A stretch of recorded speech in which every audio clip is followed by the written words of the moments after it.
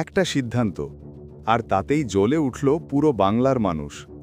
১৯০৫-এর স্বদেশী আন্দোলন কি শুধু পণ্য বর্জন ছিল, নাকি এটি ছিল ভারতীয় জাতীয়তাবাদের আসল জন্মঘণ্টা? লর্ড কার্জন যখন বেঙ্গল পার্টিশন ঘোষণা করলেন, ইস্ট বেঙ্গল আর ওয়েস্ট বেঙ্গল ভাগ করে, তখন সাধারণ মানুষ বুঝে গেল এটা প্রশাসনিক না, এটা ডিভাইড অ্যান্ড রুল। আর তাই শুরু হলো ইতিহাসের সবচেয়ে শক্তিশালী গণ আন্দোলন, স্বদেশী আন্দোলন। স্বদেশী মানে শুধু দেশি জিনিস ব্যবহার নয়, স্বদেশী মানে নিজেকে নিজের দেশের জন্য গড়ে তোলা। ৩টি বড় পদক্ষেপ নিয়ে আন্দোলন ছড়িয়ে পড়ল। ১. বহিষ্কার, বিদেশি কাপড়, নুন, চিনি সবকিছু বর্জন। ২. স্বদেশী, দেশি শিল্পকে সমর্থন। ৩. জাতীয় শিক্ষা, বিদেশি শিক্ষার জাঁতাকল থেকে বের হয়ে জাতীয় শিক্ষার জন্ম। এই আন্দোলনের জনক ছিলেন বাল গঙ্গাধর তিলক।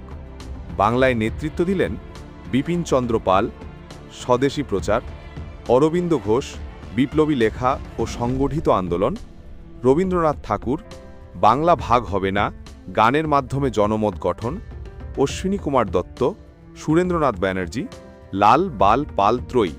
আর সাধারণ মানুষ হাটে, স্কুলে, ঘরে সব জায়গায় এই আন্দোলন ছড়িয়ে দিলেন। বাংলায় বিদেশি পোড়া কাপড়ের আগুন জ্বলল। জনসভা, বয়কট, বিদেশি দোকান বর্জন। দেশি শিল্প যেমন বেঙ্গল কেমিক্যাল, তাঁত শিল্প, হস্তশিল্প সব জন্ম নিল এই সময়। এমন প্রবল গণচাপ তৈরি হলো যে ব্রিটিশ সরকার ১৯১১ সালে বেঙ্গল পার্টিশন বাতিল করতে বাধ্য হয়।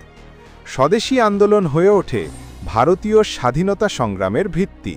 স্বদেশী আন্দোলন শুধু ইতিহাস নয়, এটা ছিল আত্মসম্মান, ঐক্য আর দেশপ্রেমের জাগরণ। আপনি কি জানতেন স্বদেশী আন্দোলন এত শক্তিশালী ছিল? ভিডিওটি ভালো লেগে থাকলে লাইক, সাবস্ক্রাইব এবং কমেন্ট করুন। দেখা হচ্ছে আগামী দিন নতুন ইতিহাসের গল্প নিয়ে।